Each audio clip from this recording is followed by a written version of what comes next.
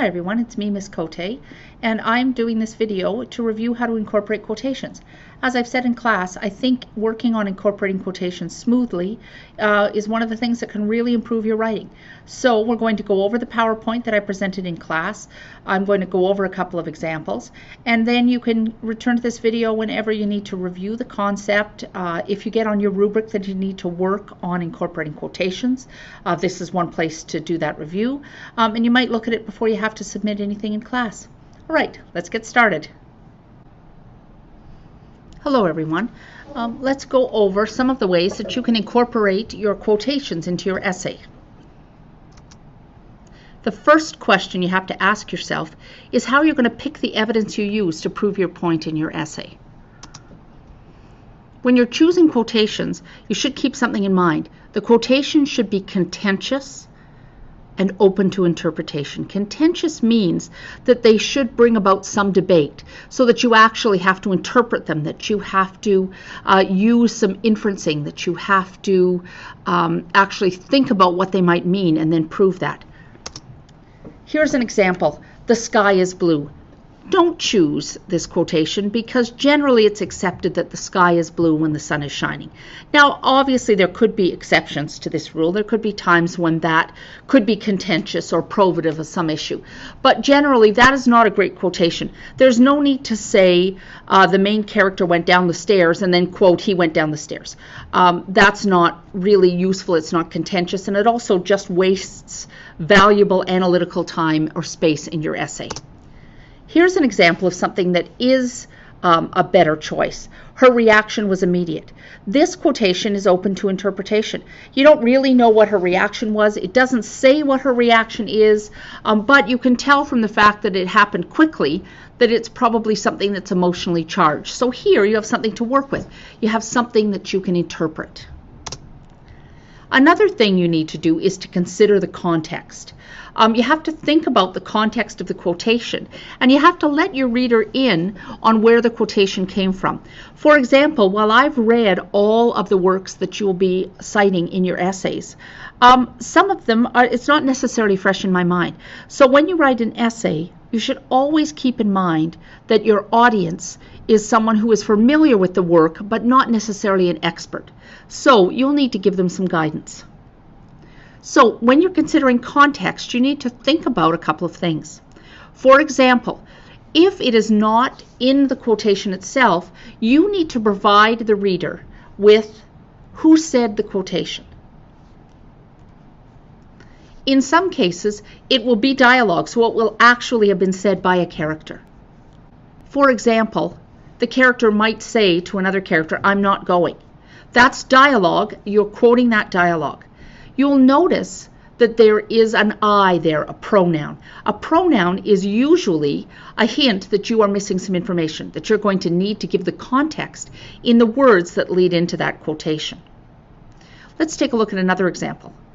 In this case, it's the narrator or the writer who technically said it. It's not dialogue. So her reaction was immediate is an example of this. She's not saying to someone else, whoever the she is, oh, my reaction was immediate. This is something that you're being told by the author. You notice again that one of the indicators that you must take a moment and add the context is you have another pronoun, her. We don't know who she is. So in your lead into the quotation, when you incorporate that quotation, you need to tell the reader who her is. Another important element of context is to whom. So if it's being spoken, to whom is it being spoken to? If it's dialogue. If it's not, to whom is the comment directed? About what? What is this quotation discussing? So, for example, her reaction. What is she reacting to? Why is she reacting to something? So you need to get, if it's not clear in your quotation, you need to get that in your lead-in. Another element of context are what are the circumstances. So that sometimes is the same as the slide before, that about what and in what circumstances can be very similar. Let's take a look at an example of that to help reinforce what I've said. This is a quotation that is properly incorporated. You'll see that before the quotation, there are lead-in words that give you all of the information or context you need as a reader to identify what was going on when that passage was happening in the book. The first thing we look at is we have to answer the question, who? And in this case, who is Judy? So by putting Judy's name before the quotation, you are addressing that element of context. The next element of context you need to consider is to whom. So who is the other person involved in this? What is Judy reacting to? Well, in this case, it's her teacher. And that provides the whom context. And then the next element is about what or under what circumstances. So she's reacting to the idea that she was confronted with her mistake about an error in judgment. And so that is the about what or the under what circumstances element. All right, let's give one a try. This quotation comes from the short story The Lottery by Shirley Jackson.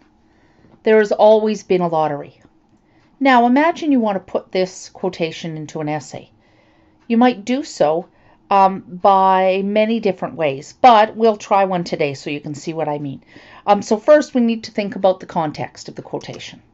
So when we're thinking about the context, we need to ensure that the reader will know who is saying it, to whom is it being said, and about what. So in this case, the speaker, because this is dialogue, these are the easiest ones to incorporate. The speaker is Old Man Warner. And then we have to think about who he's speaking to. And in this case, he's speaking to the crowd. And about what is he speaking? Well, he's talking about quitting the lottery. So if you recall from the story, the crowd has gathered for the lottery. Old Man Warner is defending the lottery, and the crowd starts to talk about, some members of the crowd start to talk about how the lottery has been abolished in some villages. And Old Man Warner argues against that, saying that there's always been a lottery. And this connects also to that theme of tradition that we spoke about in class. So now that we know what the context is, we know the kinds of information that we'll need to put in our own words in the lead-in to this quotation. So let's take a look at how I did it here. I made sure that we spoke about Old Man Warner, that we also talked about the fact that he was speaking to a crowd, and that we talked about the circumstances that the crowd was discussing how some villages have quit the lottery. So this is what I came up with. When the crowd discusses how other villages have quit the lottery, comma, Old Man Warner argues, comma, there has always been a lottery. So you'll notice that we have the addition of a comma here, which connects the quotation to your own words. And then we have all of those context elements added. Now, remember, we also have to add a citation when we add a quotation to an essay. So I have added the citation here using MLA format. And because the quotation began with a capital letter, we need to fix that in order to make the quotation flow into the sentence.